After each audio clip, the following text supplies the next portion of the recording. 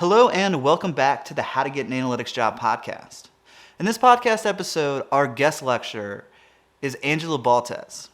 Now, Angela has a very non-traditional story of success when it comes to the analytics industry. So just in a nutshell, to give you kind of a highlight reel, she went from a GED in high school all the way to a PhD. So she kind of got an interesting start in life in that she dropped out of high school in the 10th grade and then went back to get a GED. But she is now killing it. And there's so many lessons that we can learn from her success story. So we're going to start off this podcast episode just a one-on-one conversation with me and Angela about her path in the analytics industry. Then we're going to jump into an interactive portion with my student Christina and Angela. So Christina, if you are a podcast listener, you may recall that in a previous episode, she actually got accepted into Wake Forest Masters of Analytics program. So she has a lot of questions about, number one, is that the right program for her? How can she make the most? What are the different pathways? Should she potentially get a PhD? So on and so forth. So Christina has so many questions to ask Angela, and I kind of facilitate that conversation. Then we're going to wrap up the podcast episode with our social media manager, Al Bellamy, who's going to facilitate the Q&A with Angela and the LinkedIn questions that you guys submitted. So if you are not currently following us, head over to LinkedIn and check out the How to Get an Analytics Job webpage. And each week you can submit questions to ask our guests for that week. This podcast episode is brought to you by Panoply. Panoply is a platform built for analysts that connects over 60 different data sources, making it easy to explore your data in SQL, visualize it in tools like Power BI and Tableau, or you can even analyze it in your favorite programming language. Click the link in the description down below and you can start a free 14-day trial to panoply.io. If you're getting a lot of value out of the podcast, the best thing that you can do to give back to us is leave a like, a comment in the comment section down below, or even share this video. So if you can share it on LinkedIn, Reddit, Facebook, wherever you're engaging in social media, that would really help us out. Without further ado, let's jump into the podcast episode.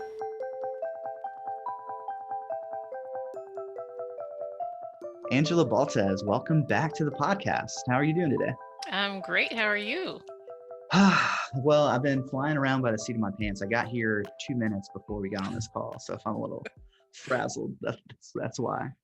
But what we're going to be talking about today is your career success story, which I didn't realize how kind of unorthodox your career path was. So I guess let's start off the conversation with, can you just walk us through kind of what's been your journey? Because I know you are currently a PhD in, is it bioinformatics? Biomedical Informatics. Wow, that's impressive. So, okay. I was originally a high school dropout. I dropped out of high school in the 10th grade. And then from there, I kind of floated around. I worked at Blockbuster Video, so now you know how old I am. And And from Blockbuster, I was thinking I should probably do something else. I worked at Blockbuster, I worked at Walmart as a cashier, and I thought that I should enroll in school. So I first decided to enroll in college at 21. And I got my GED the year before when I was 20. And I started my academic career in criminology. So my bachelor's degree is in criminology. I graduated in 2005. And I was actually really exposed to data analytics then before I even knew that was a thing. We were analyzing crime data. So with Oh, cool. SPSS, so which was kind of it was interesting. It's not as streamlined as some other data analytic tools, which I found out later. But yes, this was my first introduction to data analysis. From there, a few years, I worked for a bit, and then I decided to enroll in a master's degree program for public administration, and also more data analysis. That was another component of that degree program, and really working in groups. Um, reading a lot of journal articles. That was kind of a new experience for me. So through that master's degree program, I learned how to present in front of people, which I wasn't that good at. Uh, so yeah, did that. Really loved learning. So at that point, between the bachelor's degree and that first master's, I found out I loved learning, even though as a high school dropout, school was a bit harder for me. I was able to get up to speed with just studying and observing other people, reading more, kind of also surrounding myself with like-minded individuals. And so after that first master's, when I graduated, I decided to pursue a second in information technology. And I went that route because I felt that technology was probably a good place to work in. I didn't necessarily think I had a technical skill set at that time or a technical mindset. So I pursued that degree. And Wait, so this is actually really interesting. I was waiting. I think let's go back to kind of reemphasize. So you dropped out of high school, then you're like in two master's degree programs. yes, And what's interesting about that is I feel like I can relate in that I didn't really come into, I don't know, like hitting my full stride until I got to my master's degree. Because I mean, I did just the bare minimum through high school and even through undergrad too. Like what's funny is like I was kind of like optimization minded because I figured out that in high school I could take AP classes and there was no busy work. So there was a midterm and a final. So all I had to do was just cram and study for those. And I put in like the bare minimum effort. And I think that a lot of this goes to, it sounds like you were genuinely engaged and intrigued and you weren't necessarily in high school. yeah. So the fire was lit. Like during the bachelor's degree, I was just exposed to all these different types of critical thinking methods and people that were excited about school, and then some people that weren't, that were just kind of going through the motions. Right. And so, yeah, that was my point in which I grew up during college, during my undergrad. So maybe that was my high school since I didn't go. And so, yeah, the first master's degree, that's when, in a way, I hit a stride. I was like, I can do this. I actually can see there's some sort of future ahead. And then I decided to go in technology because it was almost like this seems like a good idea. I didn't have any training really. It was just one of those things I read about and thought I'd try it. So I graduated with that degree in information technology and found out that I actually had some aptitude for certain things in technology. And data analysis was not something I studied during that degree program, but this was roughly about the time when you apply for jobs. There was a lot of data analysis types of roles. Mm. Um, and I was getting offers for those types of roles when I would apply for them. I had something I didn't know I had at the time. Um, so I went with it. Yeah, That was almost how I ended up in this field. I just decided to give something a try.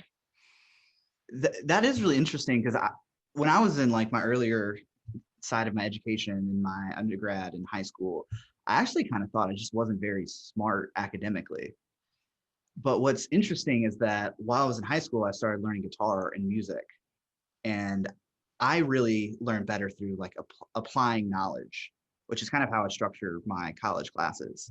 Um, it's really interesting though, like that kind of getting, I don't know, intrigued or curious because yeah, I totally was not in that space early on.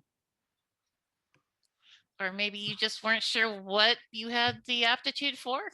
That's where I was. That's like, what am I good at? What am I interested in? So I was interested in a lot of different things. Didn't really know what I was good at. So yeah, data analysis. I found I loved it.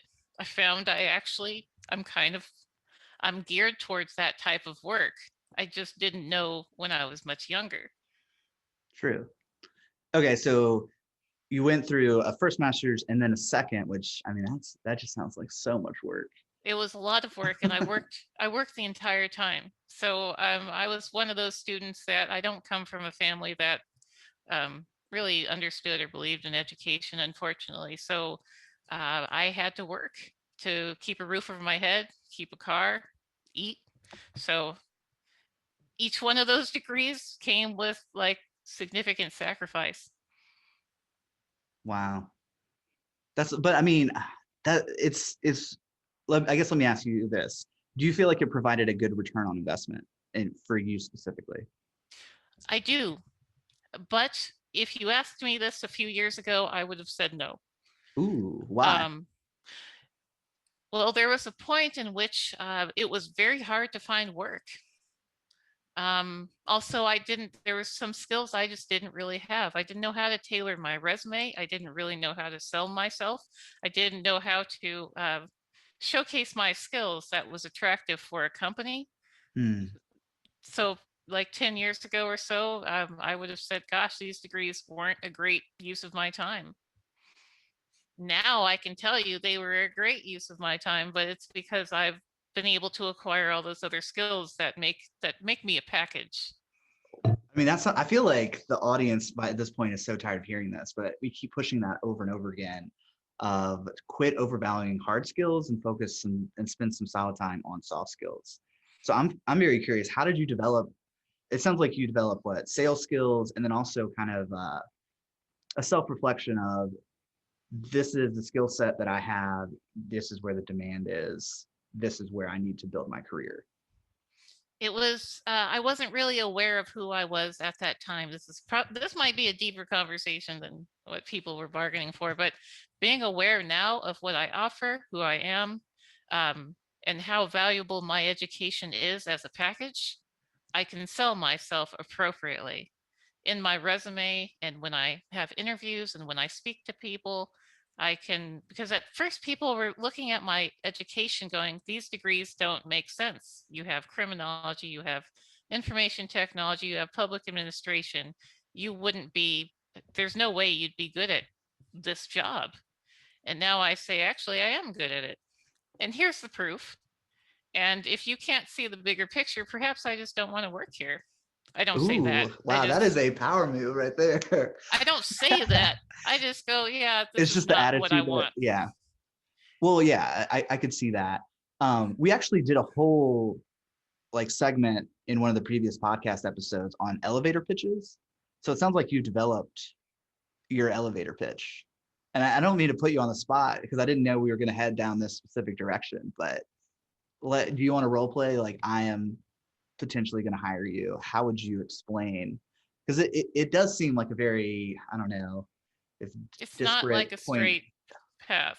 Right. So how do you communicate that nebulousness? Because I think that this is actually a point that for those of you who are going to be listening on the podcast or the YouTube platform, um, we get criticism that we focus too much on students. But I think that this is some advice that those people who are maybe working in another field and trying to pivot into analytics, they could really benefit from. Yes. You can bring those whatever you've learned in other fields, they will apply here in some way. You may have to pick up some of the technical skills on your own, but Mhm. what you bring with you is valuable. And I had to learn that what I had to offer was valuable. I was listening to people telling me that my education and my experiences didn't mean anything. And so I had to kind of gain that confidence along the way to show people, yes, I do offer something that's worthwhile. But you'll have to kind of be that employer that's like, I don't understand these degrees and it's not math, it's not computer science. So why should we hire you? And you'd have to start off like that because I have an approach for that. Okay. All right. So let me get into character right now. So I am the curmudgeon hiring manager who's saying, "Well, I'm impressed that you have multiple master's degrees, but I just don't see the through line. Like, how are you going to provide value for our company? It just seems like you're all over the place." Well, each one of these degree programs offered and gave me valuable skill sets in which I would be offering to your company. In criminology, that was actually my first introduction to data analysis in 2006 and 7 and 8, before data analysis became so mainstream. And I packaged that, and I brought that with me into my education with public administration, which I further developed those data analysis skills. I can critically analyze our, journal papers and other articles. And also the IT work kind of built upon that. Now I added those technical skills on top of those skills that I would be using with at your company: data analysis, communicating results, presenting my information, being able to pick apart other pieces of information. And also, here's my portfolio that's full of data analysis and analytical work that I've already done over the past 7-8 years. Wow. That was a you did like a whole brain stack. Like you took what you did, especially specifically, let's root down on the criminology. So you're saying like, well, actually what they taught us was data analysis, just Yes. in a very unique, or not, maybe not a unique, but just a counterintuitive use case. Kind of a specific way. Before Right. I even knew what I was doing, it's like, oh, I was analyzing data before it became the rage, kind of. So I just needed to continue to build upon that. And then I use different tools to analyze data. I can analyze different types of data sets. I can pivot into different fields now. And also those soft skills, those are actually really meaningful in this field. You are talking to people a lot. Yeah. So I guess, hold on, let me, you did three things. So number one, you pivoted what you did with your criminology degree into, this actually is data analysis. Number two, I heard critical thinking, which Yes. I think that is huge. Being able to problem solve, being able to kind of have leadership, or being kind of self-sufficient. And then number three, you've got a portfolio built out. So I mean, like, that is a very solid 3-point brand stat from like a personal brand standpoint. And a resume that shows I do this over and over. I can go into different domains and do the same thing, provide results. So at this point, the fact that I have degrees in different areas doesn't even matter. And I don't think it should matter. Wait, say that And again. that's the way. The fact that I have degrees in different fields like criminology, public administration, IT, biomedical informatics, it's a package. I took things with me from each field, and I make that work in every company. And they benefit. And I have to basically share with them how you will benefit from these skills. Right, because you're getting taught how to think critically and analyze data. I mean, that's kind of, at the end of the day, what you're doing day in and day out right now. And talk to stakeholders and present. And also, that's a skill set. Presenting your results is a skill set that I was able to pick up in public administration. That was a lot of presenting in front of groups, actually. And working with people. That was when I really learned how to work with people, was during that program. I'm still learning how to work with people. Because, well, it's funny because I started off, I got my MBA and then I went directly into consulting. It was just me working on specific freelance consulting projects where, I mean, I would interface with the client, but like now I'm to a point where I'm starting to subcontract. And I mean, this is a little bit of a stretch, but what we're doing this semester is I have two of my consulting clients. The students are working on 2 projects with them. So they're kind of, I mean, I wouldn't say they're subcontractors, because this is, I mean, when you're doing kind of a capstone or a student project, the standards expectations are quite a bit lower, but they're doing real world work that is benefiting the client. So I'm learning how to kind of facilitate that. And I'm not good at it. I'm not at least, I'm not bad at it, but I could be a lot better at it at this point. It'll take practice. Yeah. You'll get better at it the more you do it. That's true.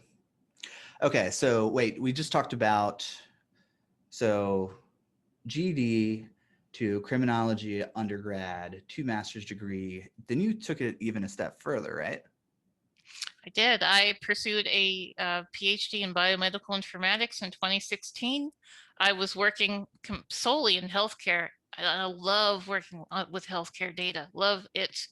And I was like, I want to pursue a degree field that focuses specifically on that. But again, I picked up other skill sets during that degree that wasn't necessarily just about healthcare.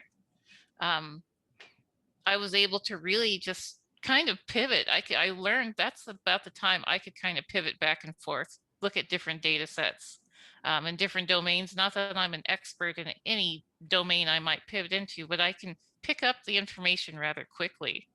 And you almost have to do that in a PhD program. You have to be really self-sufficient. You have to learn quickly. There's no one helping you. So also I worked and I was working. So people were asking, I don't understand. You were in a PhD program and working? Yes, Wow. I worked. So, and I just graduated last year. So um, I'm pretty proud of that. Kind of Awesome. just surprised with myself that I looked back and I found my old GED and went 17 years apart GED, and here's my last credential. That's awesome. So That's so, don't know it's such a where. unique. What's funny for those of you guys who are listening out in the podcasting world, I didn't know that you got the GED until like 2 minutes before we got on air. So I Yeah. got thrown a curveball here, but no, but I think that like just adds a whole nother layer to um, the story, because it's like you got kind of a weird start, but then you got out of that and then completely changed your trajectory, which is, I mean, that's hugely commendable. That's awesome. And so I mean, I don't know where some of your students started or what, was their undergrad, or is this a undergraduate program, this Okay, master's? yeah. So this is an undergraduate. So the two classes I'm teaching right now are case studies in business analytics and the Analytics Capstone minor course. So the students here are from my Analytics Minor Capstone course. Okay. Yeah, So so it's all undergrad. great. Well, I just wanted to say, I mean, it feels like getting into an analytics job may be daunting, but I actually think with a little bit of strategy and some hard work, you'll get a lot of no's, but you'll get some yeses also. And I think that anything is pretty much possible. I mean, I came from zero. And so if you put in the time and maybe make some good decisions along the way, you could actually find a great job in analytics you'll love. And there's actually different fields that you can go into in analytics. It's like an umbrella, different domains. That's actually a perfect segue. So the first section, we were just kind of hearing your story. Then now let's move into the interactive section of this episode, where Christina, one of my students, actually just in one of the previous episodes, she got accepted to Wake Forest Master's Analytics program. And what I thought we would do for this interactive segment is just kind of have a three-way conversation between me, you, and Christina about how should you think about higher education beyond your, undergraduate degree? Christina, because Okay. I know you've got some very specific questions to ask, right? Yes. So hearing about like your journey, it falls right into the questions that I had prepared. I was just like talking to John David about the fact that, like you mentioned, there's so many different areas that you can go into when you choose, to go into analytics. So when you're trying to choose like a master's program to go into, you said that like yours don't seem too related, but at the end of the day, like you said, they're all like packaged. So when you're not really sure like exactly what field or area you're trying to go into, like how would finding a master's program like benefit you to like kind of weed out what you don't want to do and what you do want to do in the area of analytics? Well, with a master's program, I think that looking back, I wish that I would have picked a program like I did this very specific PhD program.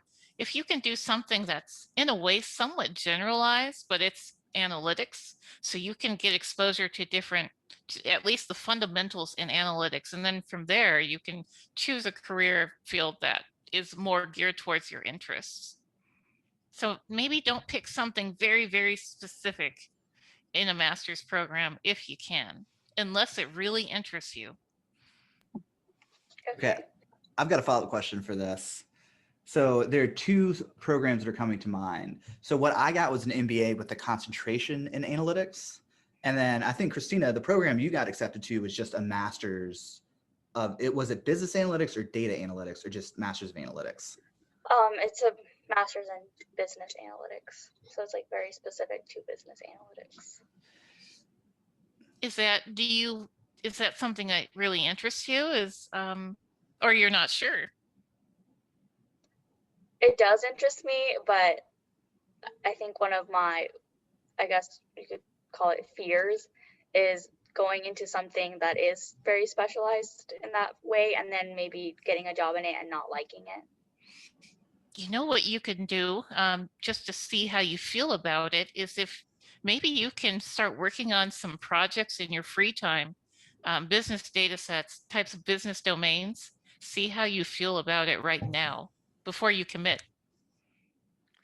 I I can't believe how awesome that question is, or that conversational thread, because Christina has been working on a nonprofit impact analysis for a local nonprofit called Tried Local First. So I mean, and this is cool for multiple, because number one, yeah, she does get exposure to real world data analysis, but she also gets a portfolio piece, because if you're building out an impact analysis for a nonprofit, they're going to use it for marketing materials. So you can actually share it to where, like, all the consulting work I've done, I've signed an NDA. I can't like post that out. Like, that would be pretty bad. So Christina, what has been your experience working with Tried Local First? Well, the data gathering portion was something I had like never really been exposed to. And, getting all the data from the people that we needed to was kind of like the most difficult part of it, I would say. And then building out the dashboard to like communicate those findings to, Tried Local First.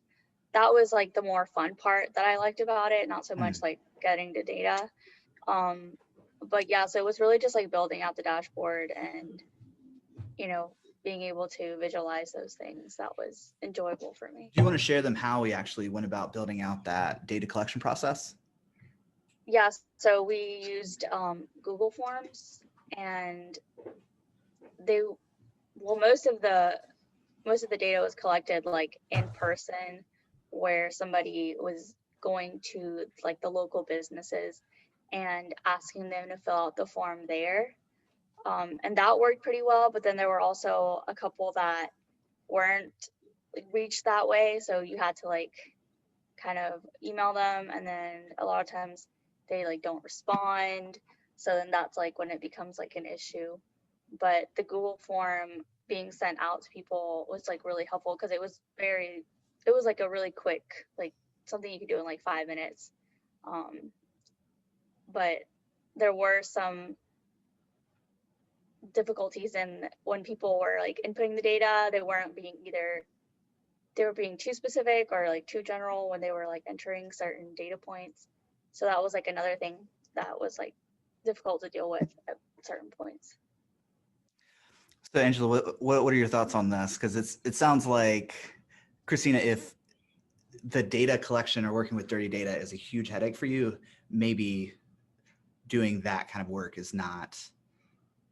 I don't know. I mean, Angela, what are your thoughts? Maybe she should be like a visualization specialist, or I don't know, maybe like a data steward. Well, working with dirty data seems to come up a lot. But data visualization analyst or business intelligence engineer. Business intelligence engineer means you will be working directly with that data, and if it's messy, um, it, I haven't been able to get around that, but a job that focuses solely on data visualization may be something you really enjoy. Business spaces typically hire those people, so you might the business intelligence, or I'm sorry, the business analytics field may work out just fine for you, and you can work on just the data visualization part. Those jobs do exist. They're called different things though, so you might be working with Tableau or Power BI. Right. Yeah. And I think that it depends on the specific organizational role you have. Because if you have a database administrator, I actually haven't worked in one of these bigger companies, but my understanding is that they would model the data and do a pretty good job of cleaning it up. And then if you were just the visualization or, maybe sales analyst, marketing analyst, then you could do that. I've been pretty fortunate in that I don't have to deal with very much dirty data because I work mostly with sales and marketing. And like if I'm connecting directly to a Google Analytics instance, the data actually comes through pretty clean. So, Angela, Very nice. Yeah, and then, or like if it's, for example, I've had clients who use Clover or Stripe to collect their sales transactions. That data is automatically collected and it's pretty clean. So I do feel like I'm fortunate in the data sources that I work with. I Because feel kind of envious. what data sources are you working with? I'm typically tapping directly into their database from Oracle or MySQL, and it might come out, especially in healthcare. That can be some very messy data. So I've dealt with dirty data, messy data for quite a while now, and for me, I haven't been able to avoid it. But it sounds like those roles exist where you tap into very clean data, and your job is to build the dashboards and visualizations. That sounds great. And I know those jobs exist. So just the kind of spaces I've worked in, I haven't been able to make that work. So Christina, do you have any other follow-up questions for Angela about masters? So I think we touched on just the master's level, right? Let me put this thought out there. I think a PhD, I've heard the saying it's a mile deep and an inch wide. So when you get a PhD, it's very specific. So if Christina, if you're worried about like your master's or your higher education being too specialized, maybe the PhD is not the right path. Angela, would you agree with that? Since I was able to make this work, I'm a little torn on how to answer that, because I think it kind of depends on what you really want, where you see your future going. A master's for most analytic roles works just fine. The PhD can open up some doors, and it's opened up some doors for me that may have not been open years ago. So I think it just really depends on what you're looking for, what your aspirations are. I wouldn't want to tell someone don't pursue a PhD if that's something you really want, but a master's is actually pretty adequate for a lot of roles. And a business analytics master's program works fine for a lot of different roles. That would actually, most companies would probably be happy with that. So 2 things. What was your motivation for getting a PhD and what kind of opportunities that open up for you? My motivation was I wanted to specialize in health analytics, and I wanted to work in a very on a research type of level. So that was my real motivation. I also felt there was a lot of gaps in my education. I felt like I was working in analytics, but there's so much more I wanted to do in analytics. And the PhD staff, they were doing that. And so that's what kind of drove me that way. But I found out once I actually earned the PhD, different doors were opening, like roles that with other types of companies where they hire a PhD staff. But I still see the same kind of job offers that I would have gotten without the PhD too. And my salary didn't necessarily change either. So yeah, there's that. It wasn't just a magical band-aid or fix for everything. It's still kind of the same market, still kind of the same jobs. So I didn't necessarily need it for doing this work. It's something I personally wanted, and I wanted to open up. I wanted to do different types of work in analytics. So that is available to me now. Awesome. So Christina, any more follow-up questions? So I was kind of trying to follow along like the timeline when you were saying, so you got your criminology in like 2006, 7, and 8. And you said you were working the entire time. So did you like jump right into your master's right after your undergrad? And then when you got the second master's, like, was there like time in between, or did you just like jump into each one? So the first master's degree, there wasn't much time in between. I thought, okay, I should, honestly, the reason why I pursued the master's right after the bachelor's degree is because I was fired up. I really liked school. I loved learning. And also, I didn't know what I was going to do. I didn't know, like, okay, what's my future looking like? I had no idea at that time. But from the first master's to the second, there was about a year or two gap in which I was just working and doing various things. And from the second master's to the PhD, there was 2 years I didn't go to school and I was just working. So I think taking the time off was pretty valuable for me so I can kind of discover myself, figure out what I wanted to do, what I liked. And that was when I thought a PhD in biomedical informatics was great for me because I loved health data. Okay, yeah, it sounds like you kind of needed to take that time to like kind of figure out what you wanted to specialize in. So I did, yes. And if anyone can do that, I'd recommend it. It was also valuable. I needed to learn some things about myself. I had other areas of my life I wanted to grow in and etc. So taking some time off really helped. Awesome. Christina, you got anything else? no, I don't have any other questions. All right, so now let's move into the Q&A section. Students, any other questions for Angela?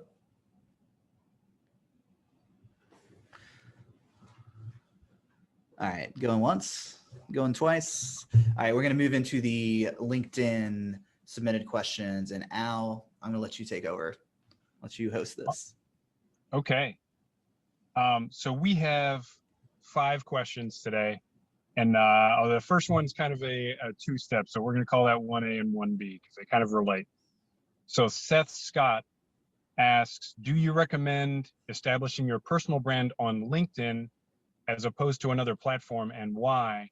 And then the 1B is from Deepa, who asks, can you talk about the importance of creating an online presence as it relates to getting a data job? Okay. So LinkedIn is really the only platform I've used for establishing a presence. Are there others? First, I guess I should ask that. I suppose you could, a company page on Facebook they're talking about, or Twitter. There's a lot of, professional branding stuff that goes on Twitter. So some data pros I know use Instagram. We actually established an Instagram account recently, so haven't done much with it, but I think there's different ways to attack it. But I think your answer is LinkedIn. The question is why.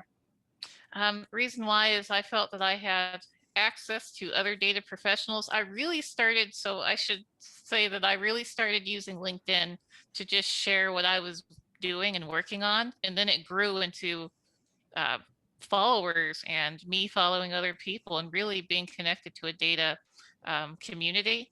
And so LinkedIn is all I've used. And I recommend it, using it wisely to really tap into that data community and sharing things that you're working on, maybe even sharing some personal experiences that are professional if you'd like to. I think people are really attracted to just being genuine and useful information. That was all I did. I didn't even have a strategy. I just thought I just want to know I'm not the only person on this data island here in Albuquerque. And it grew into something much more. So LinkedIn is all I use. It's all I'm on. Absolutely. And can you talk about how, if applicable, how did that help you with your employment opportunities?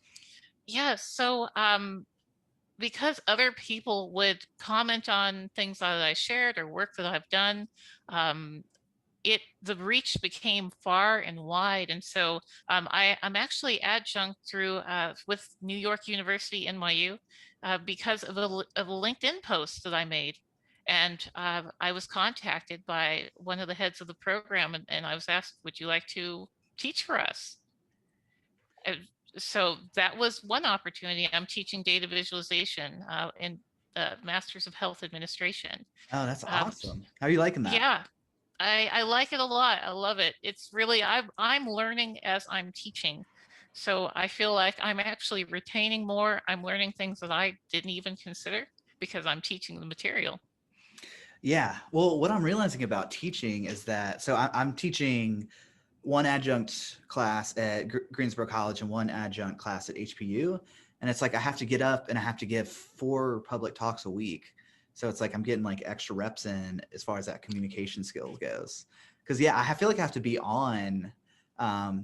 It's oddly draining, like having to put together a presentation and make sure that it's good and it's engaging. I shouldn't say draining. It takes more energy than I had initially thought. I thought you would just throw a slide up and then talk about it, but there's a lot more that goes into it, I think. There's a lot of prep work. So before I demo how to build a dashboard or recreate a dashboard or make it over, I needed to do that first on my own. Right. So that I'm not in there like, I think this does this. So yeah, there's a lot of prep work and I actually do the homework.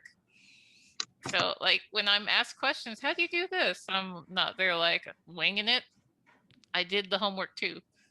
But yeah, there's prep work involved. Yeah, but back to the question. I think that on LinkedIn, on a place like LinkedIn, if you're smart and you're strategic about what you're doing, and you're not on there like sliding into people's DMs and asking them inappropriate questions, because people do that too sometimes. You can actually gain exposure on LinkedIn and you may get job offers on LinkedIn. I've spoken to several data scientists that said the work that they get is through LinkedIn. Absolutely, yeah. Our previous episode guest, Christina Sithopoulos, she landed her consulting job at Google through LinkedIn. Yeah. So are you friends with her? I am on Okay. LinkedIn. Yeah, I was gonna say. So yeah, you're LinkedIn with her.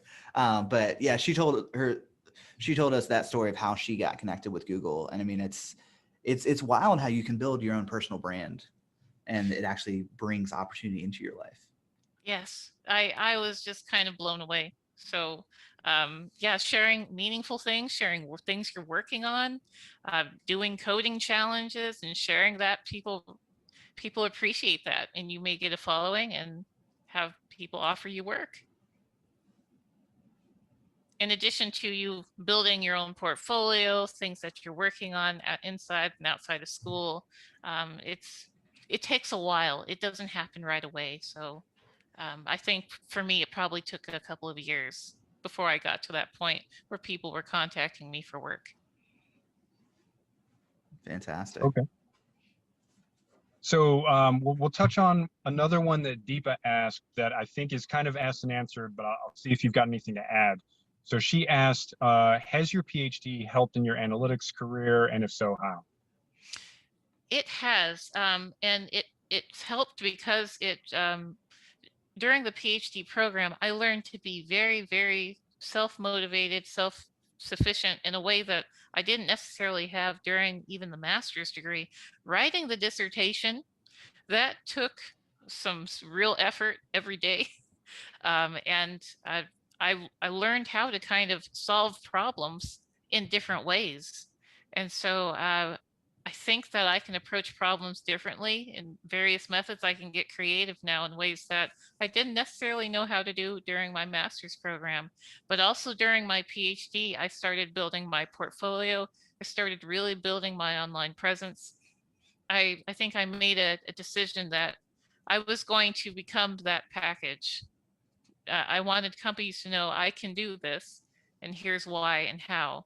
So it was during the PhD, a lot of stuff was happening that I think helped me in a personal and professional way. So it wasn't just the degree. Okay, excellent. Yeah, I think that helps the viewers a lot, especially the ones going into advanced degrees. So another question, talking about the platforms that have helped you. We got LinkedIn, we've got the degree and the work that you did, and then your portfolio. Also asking, you've shared experiences using blogs. dealing with your internship, 100 Days of Code. Can you talk to how blogging has helped you either personally or professionally?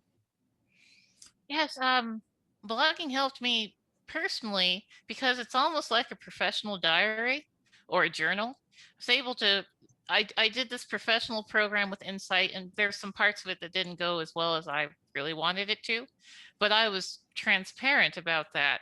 And so it helped me personally because of that reason. I was able to put this out there. But people contacted me professionally asking me about whether they should go into the Insight program and how it helped me and if it helped me. It's almost like the Insight program is a big decision for some people. I was able to take time off work, but other people may be in a different situation. So sharing my experience kind of helped guided other decisions for other people. Professionally, Insight, it's a bit of a mixed bag. Or blogging, um, I I'm not totally sure how it's helped me professionally per se, but another thing with the exposure is people were reading it and then they'd go look at other parts of my portfolio and CV and may be interested in talking to me about work based on other parts of that website that they viewed. So kind of like it was just exposure in a way, which that's not what I was intending to do, but it just the reach was far and wide. Yeah, I would imagine it humanizes you as well. You're not just blocks of code and projects and dashboards. It shows that your thoughts about the process. Yeah, and then Um, honest thoughts. So I didn't yeah, sugarcoat anything. good, awesome. So Milena Agudelo asked, what has been your favorite project in your career and why? That's a really good question. Um, I think I'm going to say my dissertation, and although that's not necessarily in my professional life, it's more like my academic life, but I put so much time into it. It was years of work. Um, I kind of developed my own way of approaching problems, solving problems. I didn't really receive help, so it was all me. And I think that's been the thing I'm proudest of is that I was able to complete this on my own. I developed my own style. I think my dissertation would be my proudest moment. Okay. I was actually going to say you couldn't use your dissertation, but that was such a good answer that we'll accept it. Okay. So, okay. So last question, Abe Diaz, friend of the show, asks, how do you think you developed your analytical mindset during your data journey? And when I first got this question, I don't think it resonated quite as much, but when you talked during the show about starting with a GED and as a high school dropout, and I think you talked about at that point, I don't think you had the analytical mindset. So I clearly did not. that was developed during your education. Now, what can you trace that back to? Was there an event? Was there a class or a process that you think helped you the most? Well, I think being exposed to data analytics in way back when 2005 and 2006, um, maybe a little light went off, but it wasn't quite. I was like, this is interesting. I didn't quite understand it. And then later on during the public administration program was when I was actually analyzing data for a very specific reason. So the more exposure I got, the more the light started to, brighten. And then really during between the master's degrees, actually after I graduated from the master's program in 2014 to when I started working, I was working for a company that placed health equipment in homes. I was actually analyzing data in that role. And that's when the light turned on, was when I got that first job in which my sole purpose was to analyze data. So things started to kind of make sense. So I think that was like my first step into that journey. And then I worked for another healthcare company where my sole purpose analyzed data. Then it really turned on. So I kind of followed that. I started doing research after hours, working on projects on my own, reading statistics books, taking statistics courses, kind of refreshing my memory from school. Um, it was almost like the first job I got sparked my real interest. So I was working in this field and I wanted to go all in. And so that was where it really started for me. That's really cool, because I was just thinking, as you're answering that, that's a very similar to something that Alex Freiberg talks about, that basically he learned to be a data analyst when he got hired as a data analyst. So That's yeah, exactly it. awesome. But Well, some John may David, ask how, oh, oh, I'm go ahead. sorry. Some Nope, may ask, please. how do you even get that job? And you don't have to be like me where you just fall into it. It's like, here I am. You can guide yourself towards that. You can start working on projects early, build a portfolio, start packaging your resume so that it's attractive to companies that are looking for analysts. For me, I had to develop these things as I was working there. Yeah, actually, one of the students in my cohort, Ben Knuff, he's not on the call. His baseball team actually has an away game, so they were on the road during this the recording of this. But he just got a job in DC as a cost analyst for a government contracting organization. So yeah, I mean, he knew that he wanted to get an analytics job, started building the right skill, got the analytics minor. Just happened that someone he knew was hiring for that kind of position. So, I mean, it just worked out, which is awesome. There's lots of analytics jobs to go around.